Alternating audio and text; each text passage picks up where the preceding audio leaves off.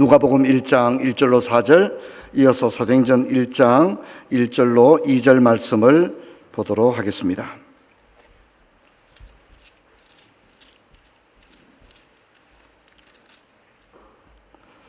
우리 중에 이루어진 사실에 대하여 처음부터 목격자와 말씀에 일꾼된 자들이 전하여 준 그대로 내력을 저술하려고 부설던 사람이 많은지라 그 모든 일을 근원부터 자세히 미루어 살핀 나도 데오빌로 각하에게 차례대로 써보낸 것이 좋은 줄 알았노니 이는 각하가 알고 있는 바를 더 확실하게 하려 함이로다. 아멘. 사도행전 1장 1절 2절 같이 읽겠습니다. 데오빌로여, 내가 먼저 쓴 글에는 물은 예수께서 행하시며 가르치시기를 시작하신부터 그가 택하신 사도들에게 성령으로 명하시고 성천하신 날까지의 일을 기록하였노라. 아멘. 올해는 사도행전으로 1년 동안 주일 강단 말씀을 듣게 되었습니다. 지난주에는 닥터 루카스 이렇게 말씀을 살펴봤는데, 1월 한 달 동안에는 본격적인 사도행전 강해로 진입하기 전에 사도행전은 어떤 의미를 가지는 책일까, 그리고 사도행전이 우리에게 어떤 유익을 줄까, 또 사도행전이 기록될 당시의 교회와 사도행전의 독자들, 예를 들자면 데오빌로가 살았던 시대는 어떤 시대였을까, 이런 것들을 살펴보는 시간을 가지겠습니다. 우리가 이제 정찬을 할 때에 메인 디시가 나오기 전에 이렇게 에피타이저를 먼저 이렇게 먹게 되잖아요. 근데 이 에피타이저의 뜻이 식욕을 돋구다, 이런 뜻을 가지고 있다고 합니다. 그래서 이제 메인 요리를 먹기 전에 전체라고 하죠, 그죠? 에피타이저를 먹음으로써 이제 음식에 대한 마음을 이렇게 준비시켜주는 그런 역할을 한다고 합니다. 그래서 여러분, 올 한 해 이제 우리가 사도행전을 살펴볼 텐데, 1월 한 달에 이제 사도행전을 본격적으로 살펴보기 전에 여모저모를 살펴보는 마치 에피타이저와 같은 그런 마음으로 여러분 성경을 함께 살펴보게 되기를 바랍니다. 신약 성경이 기록된 연대를 중심으로 살펴보면 흥미로운 사실 한 가지를 발견하게 되는데, 초대교회는 정경적 사중복음 전집을 해람했다는 것입니다. 이 사중이라고 하는 것은 마태, 마가, 누가, 요한을 말하는 거죠. 그래서 이제 마태 따로 다니고 누가복음은 못 읽어보고 이게 아니라는 겁니다. 초대교회는 마태, 마가, 누가, 요한으로 이루어진 이 4개의 복음서 시리즈를 마치 어떻게 해요? 하나의 전집처럼 읽었다는 겁니다. 나는 마태는 읽었는데 요한복음 못 읽었어가 아니었다는 거죠. 그래서 초대교회 성도들은 이 4개의 복음, 사중복음을 함께 읽었다는 겁니다. 이제 앞에 정경적이라 붙인 것은 4개 말고도 많이 있었거든요. 도마 복음도 있었어요. 베드로 복음도 있었어요. 하지만 이제 그것들은 정경의 지위를 가지지 못하게 됩니다. 정경으로서는 결격되는 사유가 굉장히 많았기 때문입니다.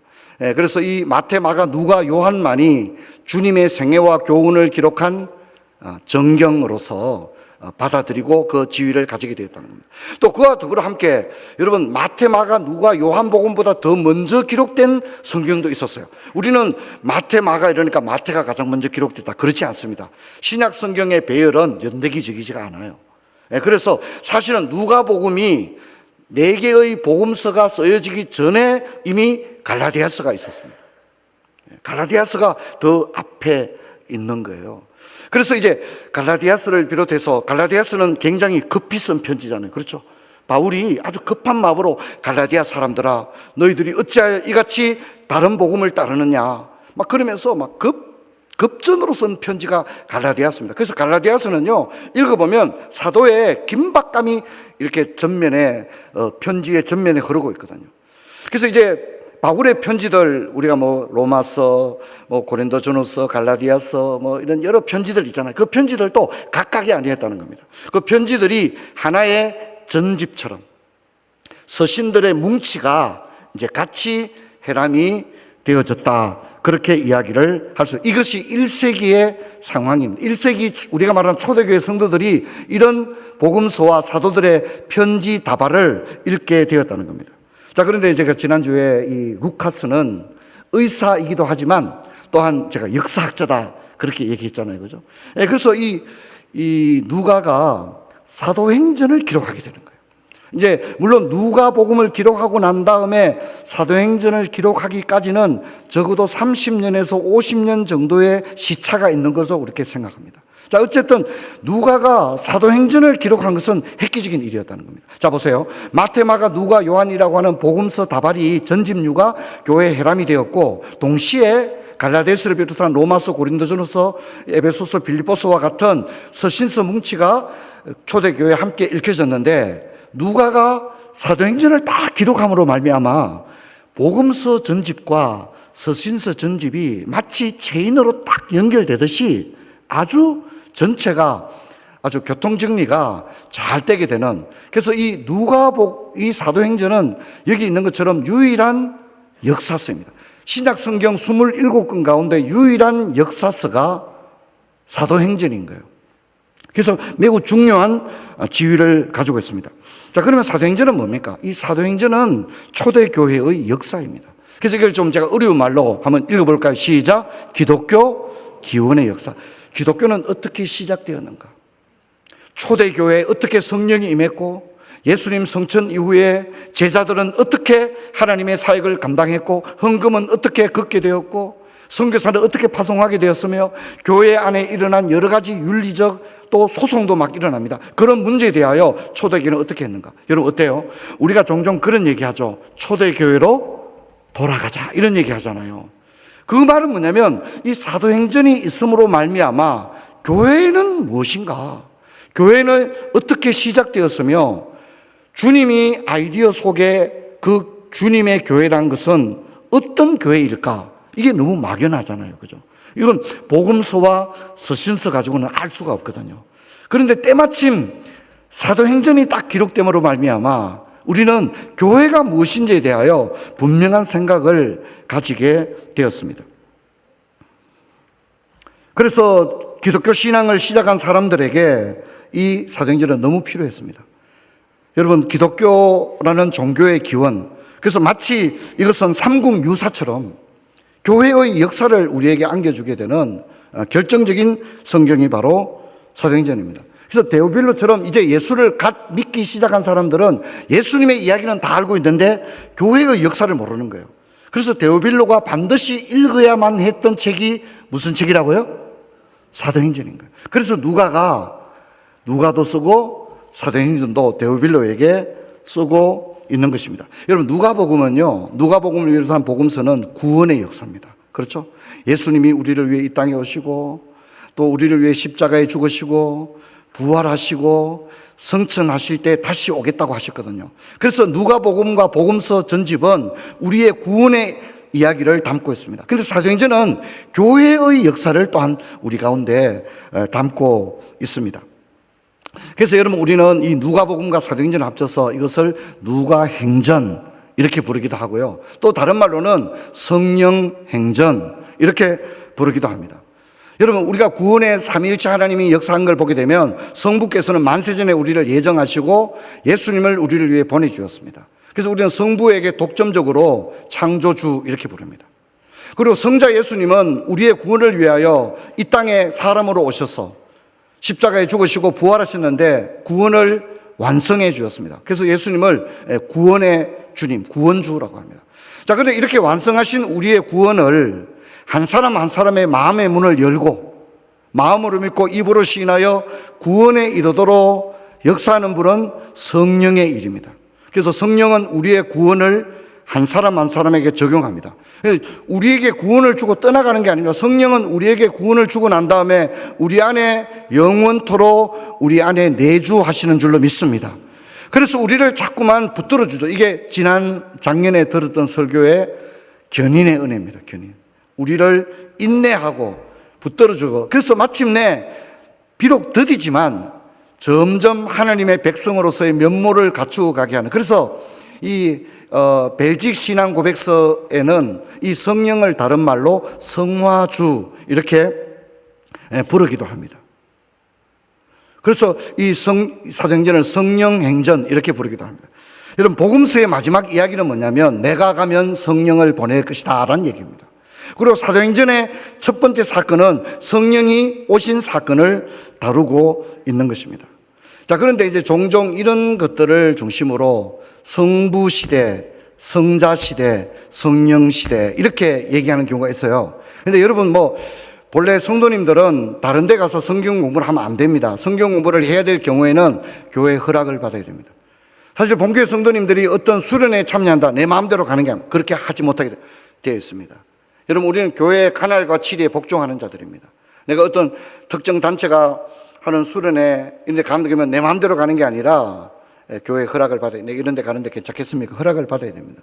왜냐하면 여러분이 어디 가서 공부하다가 성령을 공부하는데 성부시대, 성자시대, 성령시대 이런 얘기 나오면 저건 틀렸어. 그냥 저 용어 자체가 틀렸어요. 여러분, 저것은 세대주의적 역사관입니다. 세대주의적 역사관. 미국의 넬슨 다비가 세대주의 역사관을 펴들었고요. 미국에서 유학하고 온 목사님들이 한국에 들어와서 70년도, 80년도에 이 세대주의 역사관을 굉장히 많이 퍼뜨렸습니다. 여기 앉아 계신 분들 중에도 저 얘기 들어본 분들이 있을 거예요. 저도 중고등부 때 저 얘기를 들어봤거든요. 근데 저건 잘못된 성경 해석입니다. 여러분, 저런 기준으로 본다면 사도행전은 무슨 시대라고 말해야 되죠? 성령 시대라고 말해야 되잖아요. 근데 그게 잘못됐다는 거예요. 왜냐하면 사도행전에는 성령 하나님만 나오는 게 아니라는 거죠. 사도행전은 성부, 성자, 성령이 모두 나타나고 있다는 것을 알 수 있습니다. 여러분, 이제 아까 읽었던 누가복음과 사도행전의 서문을 한번 살펴보도록 하겠습니다. 펜이 있는 분들은 이렇게 밑줄도 끄시면서 또 따라 적고 이러면 나중에 성경 일독할 때 설교 들었던 게 막 생각이 나게 되어집니다. 여기 이제 누가복음 1장 1절을 보면 우리 중에 이루어진 사실이라고 하는데, 이게 우리 중에 이루어진 사실은 예수님의 생애와 역사를 이야기하는데, 여기 이루어진 사실, 여기 이루어진이라는 말에 밑줄을 끄시고요. 이 이루어진으로 번역된 이 헬라어 단어는 성취되어진으로 읽히면 훨씬 더 직역적인 의미를 가집니다. 여기 우리 중에 성취되어진 사실에 대하여라고 읽는 게 좀 더 좋은 번역이 될 수 있어요. 왜 그러냐면 지금 누가는 예수님의 이야기를 하고 있잖아요. 그런데 누가의 관심은 그냥 단순히 이런 일이 있었다고 하는 그런 얘기가 아니라 이 예수님이 베들레헴에 태어나고 처녀에게서 태어난 일은 그냥 일이 아니라 이미 500년 전에 이사야에 의해서 어떻게 해요? 예언된 일이 어떻게 해요? 성취된 거다, 이렇게 쓰고 있는 거예요. 그러니까 누가는 예수님의 탄생 기사를 가져올 때에 그냥 단순히 기성정결, 육하 원칙에서 언제 어디서 어떻게 태어났다 이런 얘기를 하는 게 아니라 이렇게 태어나셨는데 이것은 구약 성경에 이미 예언된 것이 성취된 사건이다, 이렇게 가지고 있는 거예요. 그러니까 어떻습니까? 말씀드린 것처럼 누가는 이미 역사학자로서의 면면을 가지고 있는 거예요. 그냥 사건을 단순히 기록하는 게 아니라 구약과 신약을 연결시키고 있는 그런 것을 봅니다. 그래서 예수님의 생애를 구약 성경의 예언의 성취라고 하는 측면에서 바라보고 있는 것입니다. 그 다음 보면 처음부터 목격자와 말씀에 일꾼된 자들이라고 하는 것은 이건 12사도를 말합니다. 목격자들이 12사도입니다. 그리고 전해줬다는 것은 구전으로 전해줬다, 이렇게 이야기를 할 수 있습니다. 그리고 내력을 진술하려고 부설던 사람이 많다라고 이야기하고 있는데, 이것은 바로 이제 복음서 기자들 마태, 마가, 요한 같은 그런 사람들이 있었다라고 얘기하고, 많은 주경학자들은 여러분 누가는 예수님을 봤다고 그랬어요, 못 봤다고 그랬어요? 보지 못했다고 그랬죠, 그죠? 그런데 누가가 예수님의 이야기를 쓸 때는 누가는 마가복음을 최소한 읽었을 것이다, 이렇게 생각하고 있습니다. 마가복음이라는 텍스트를 읽었을 것이다. 그래서 이것을 진술하려고 부설던 사람들이 많은지라, 이 말은 뭐냐면 누가는 누가복음을 쓸 때는 마가복음과 같은 초기 복음서를 읽었을 것이다, 이렇게 추정을 하는 것입니다. 이 모든 일을 근원부터 자세히 미루어 살핀 나도, 이 근원부터 자세히라는 말은 자료를 종합하여 보았다, 이런 뜻을 가지고 있습니다. 여기 이제 우리말로는 그냥 근원부터 자세히 이렇게 말하고 있지만 이것은 여러 자료들을 다 살펴봤다는 겁니다. 여기 또 미루어 살핀이라는 말은 조사하다는 뜻을 가지고 있습니다. 무슨 얘기죠? 누가가 예수님의 어머니 마리아를 만나 직접 이야기를 들었다는 겁니다. 그리고 세례 요한의 어머니였던 엘리사벳도 직접 만나 이야기를 들었다는 겁니다. 여러분 누가복음을 읽어보면 어떤 생각이 드냐면 이것은 인터뷰를 안 하고는 쓸 수 없는 글이야, 이런 생각이 듭니다. 세례 요한의 어머니 엘리사벳과 그의 아버지 샤가라가 아이를 낳게 된 일련의 가정들을 보게 되면 이것은 누가가 마치 찾아가서 인터뷰를 하고 받았었다는 느낌이 들게 되는, 이것이 마태와 마가와 요한을 읽을 때와는 다른 느낌을 주는 겁니다. 여러분, 우리가 이런 걸 보면 어떻습니까? 역사가로서의 자질을 보여주는 누가의 모습을 우리가 볼 수가 있습니다. 여러분 어때요? 마태, 마가, 요한 복음 보면 내가 왜 이걸 썼다는 말이 나옵니까? 안 나옵니까? 전혀 안 나옵니다. 근데 누가는 어때요? 내가 왜 이것을 쓰게 되었는지를 서문에 자세하게 실어주고 있는 것을 볼 수 있습니다. 그리고 데오빌로 각하에게 차례대로 써보낸 것이 좋은 줄, 이 차례대로는 전편은 누가복음, 그 다음에 후편은 사도행전. 그러니까 누가의 마음속에는 처음부터는 이 1편은 예수님의 생애, 2편은 교회의 시작, 이것을 데오빌로에게 쓰고 싶었다는 역사가로서의 이 집필 의도가 아주 서문에 잘 드러나는 것을 볼 수가 있습니다. 그리고 이 데오빌로에 대해서는 이제 1월 말에 데오빌로라는 사람은 어떤 사람이었을까? 그래서 누가는 왜 데오빌로에게 이렇게 어쩌면 자상하게 새가족 교제를 쓰듯이 이렇게 했을까 하는 부분은 1월 마지막 주에 데오빌로에 대해서 우리가 또 심층적으로 살펴볼 수 있도록 하겠습니다. 이제 사도행전 서문으로 넘어오게 되면 데오빌로여 내가 먼저 쓴 글에는 이렇게 시작. 먼저 썼다는 것은 뭐죠? 누가복음입니다. 그렇죠? 먼저 쓴 전편 누가복음에는 이렇게 하고 예수의 행하시며 가르치시고 시작하신부터 성천하신 날까지의 일, 이게 누가복음에 나오는 텍스트입니다. 내용입니다. 자, 이처럼 누가는 예수님의 생애와 십자가, 부활, 성천을 다 얘기했습니다. 그렇죠, 그죠? 그러면 완벽하게 썼어요. 그런데 누가는 또다시 붓을 들었다는 겁니다. 예수님에 대해서 충분히 다 데오빌로에게 설명했는데 왜 다시 붓을 들어야 했을까? 그 이유가 사도행전의 존재, 사도행전의 의미를 우리 가운데 보여줍니다. 여러분, 재미있는 것은 누가복음의 서문을 보면 데오빌로를 데오빌로 각하에게라고 하고, 이 데오빌로에 대해서 각하란 말을 2번이나 서문에 쓰고 있습니다. 누가복음에 보면 이 데오빌로의 이 소셜 포지션, 사회적인 지위를 깍듯하게 이야기해 주거든요. 데오빌로 각하에게 이렇게 이야기를 하고 있습니다. 근데 사도행전에 오게 되면 각하가 있어요, 없어요? 각하가 없어요. 은퇴한 겁니까? 잘 모르겠지만 어쨌든 각하를 쓰지 않고 데오빌로여 하는 것을 볼 수 있습니다. 여러분, 우리는 적어도 누가복음에서 이제 데오빌로가 기독교 신앙을 이제 가지기 시작했고, 적어도 기독교 신앙에 대해서 관심을 보이기 시작했다, 이 정도 해석을 할 수 있습니다. 자, 근데 여러분, 만약 데오빌로가 그러고 말았다고 합시다. 이제 관심이 없어져 버렸고, 이제 전혀 기독교 신앙에 대해서 관심을 잃어버렸다면 누가가 사도행전을 기록해야 될 이유도 어떻게 해요? 없어졌겠죠. 누가가 사도행전을 기록했다는 얘기는 데오빌로의 신앙이 끊어지지 아니하고 계속해서 이어지고, 이제 예수님의 생애만 아는 게 아니라 데오빌로가 교회 안에서 성숙된 지체로서 쓰임받기 위해서는 교회의 역사를 어떻게 해요? 알아야 했기에 그 사도행전을 기록하게 된 겁니다. 자, 근데 각하란 말이 빠진 것은 이제 데오빌로는 세상에서는 프레지던트인지는 모르지만 교회에서는 한 명의 형제요, 동력자인 줄로 믿습니다. 그래서 이제 각하란 말을 굳이 써야 될 이유가 상실되었기 때문에 데오빌로여라고 부른다고 생각할 수 있습니다. 여러분, 누가복음은 핵심이 예수입니다. 그리고 포인트가 구원입니다. 그래서 사도행전은 핵심이 교회입니다. 그리고 구원받은 성도들이 어떻게 공동체를 이루어서 예수님의 지상명령인 복음을 땅끝까지 전하느냐 하는 관심을 가지고 다루고 있는데, 여러분 여기서 잘 보세요. 자, 여기서 누가복음만 있고 사도행전이 없으면 어떻게 되죠? 자, 보세요. 누가복음은 있는데 사도행전이 없으면 어떻게 됩니까? 예수는 있는데 뭐가 없죠? 교회가 없는 무교회주의로 흐르게 되는 거예요. 교회와 복음과 교회를 분리시키지 않고 연결하는 거예요. 자, 반대로 생각해 볼까요? 자, 사도행전은 있는데 누가복음이 없으면 어떻게 됩니까? 건물과 조직은 있는데 누가 없는? 예수는 없는 게 되어버리거든요.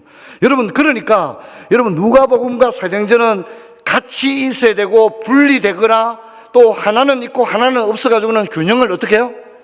완전히 잃어버리게 되는 거거든요. 완전히 잃어버리게 되는 거거든요. 어제 이제 성장반 수업을 제가 동네에 있는 카페에 가서 했는데 룸을 얻지 못해서 오픈된 공간에서 가르치게 되었는데 제가 한 가지 깨달은 게 있어요. 여자분들이 옆에 앉았을 때는 시끄러워서 공부를 못 하겠더라고요. 그런데 이제 여자분들이 이제 더 이상 힘을 한 시간 정도 하고 나서 힘을 잃고 나니까 집에 가시더라고요. 그러고 난 다음에 이제 할아버지들이 오셨는데 너무 조용한 거예요. 그래서 이제 두 번째 시간에는 아주 제가 재밌게 말씀을 전하다 왔습니다. 여러분, 교회가 그렇습니다. 교회는 모두가 함께 있어야 합니다. 남자가 있고 여자가 있고 어린이가 있고 청소년이 있고 또 우리 내국인이 있고 외국인이 있고 함께 해야 되는 겁니다.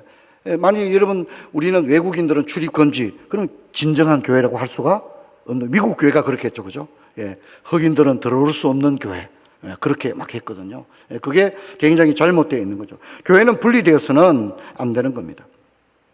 여러분, 사도행전 20장 28절 우리 같이 한번 읽어보도록 하겠습니다. 같이 읽습니다. 시작. 여러분은 자기를 위하여 또는 온 양떼를 위하여 삼가라. 성령이 그들 가운데 여러분을 감독자로 삼고 하나님이 자기 피로 사신 교회를 보살피게 하셨느니라.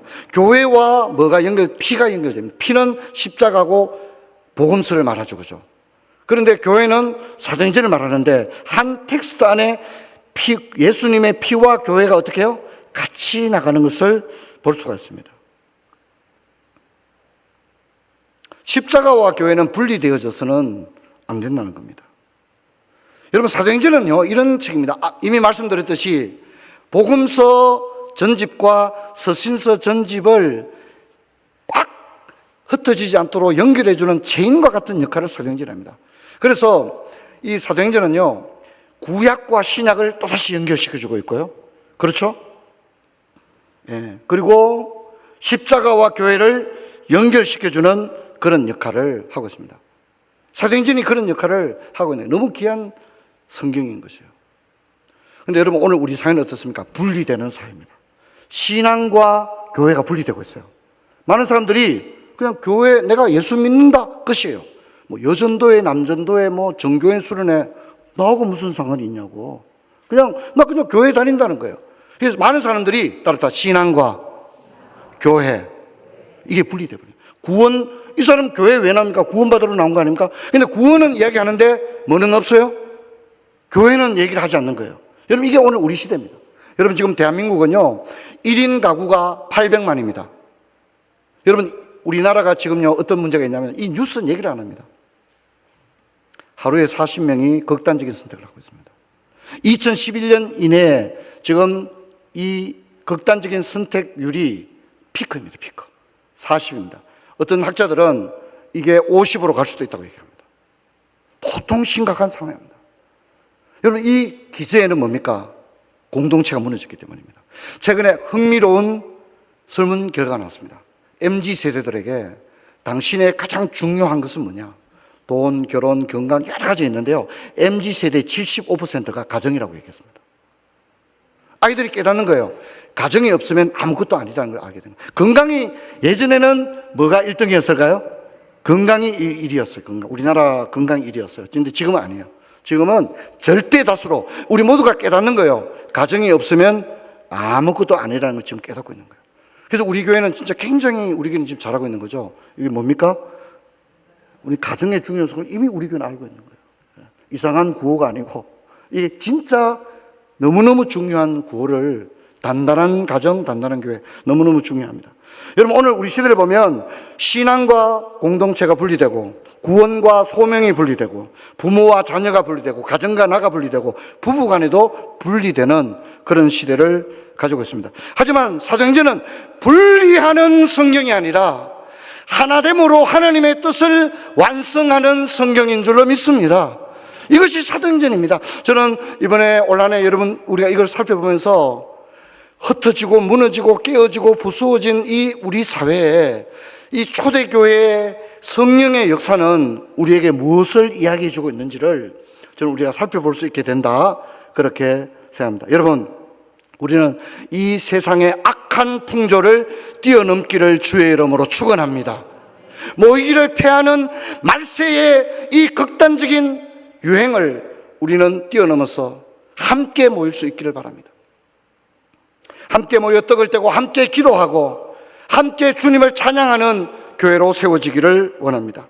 성령님께서 함께 찬양하는 것을 기뻐합니다. 저는 지난 금요일에 너무 진짜 행복했어요. 초등부, 중등부, 고등부 아이들이 최고 앞에 앉아가지고 같이 어른들과 찬양하는데 우리 본당이 꽉 찼습니다. 너무 진짜 은혜로웠습니다. 저는 이번에 30주년 부흥회가 우리 세대들이, 저는 이게 왜 중요하냐면 우리 어른들끼리 은혜 받고 집에 가는 건 아무 의미가 없습니다. 우리 다음 세대들이 앞으로 우리 푸른 초장교회를 책임질 줄로 믿습니다. 물론 그 아이들한테는 아직 좀 익숙하지 않을 수도 있어요. 하지만 이번 부흥회는 어른들에게만 초점을 맞춘 부흥회 절대 그렇게 하지 않습니다. 제가 강사 목사님하고도 많은 얘기를 나누었습니다.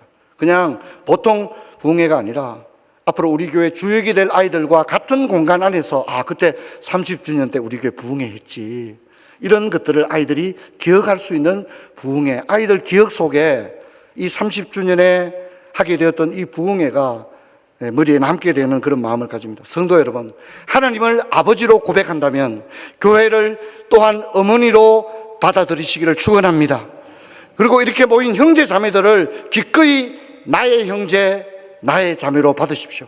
교회 안에서 마음에 드는 사람들끼리만 형제 자매 아닙니다. 그러면 교회가 라이온스 클럽이 되는 겁니다. 여러분, 우리는 각기 달라도 사랑하는 데는 아무 문제가 없는 줄로 믿습니다. 있는 모습 그대로 우리가 그들을 인정하고 받아주면 되기 때문입니다. 여러분, 우리가 속한 교회 형제 자매를 사랑합시다. 이것이 거룩이고 경건입니다. 성령께서 우리를 하나 되게 하는 그 띠에 함께 동참합시다. 하모니를 이루고 피로 값주고 사신 이 교회를 사랑하는 부처의 모든 성도 되시기를 주의 이름으로 축원합니다. 자리에서 일어나겠습니다. 아버지 감사합니다. 오늘 사도행전이 왜 기록되어야만 했는가, 또 사도행전이 신약 성경 27권 가운데서 어떤 중요한 위치를 차지하는지에 대해서 살펴봤습니다. 오늘 이 세상을 바라보면 사람들이 분리되는 시대, 또 흩어지는 시대, 무너지는 시대인데 사도행전은 그것을 하나로 끌어안고 있습니다. 아버지, 저들도 그런 교회, 그런 신앙 되게 하여 주셔서 이 마지막 시대에 단단한 가정, 단단한 교회로 세워지는 복된 은혜가 있게 하여 주옵소서. 주 예수 그리스도 이름으로 기도하옵나이다. 아멘.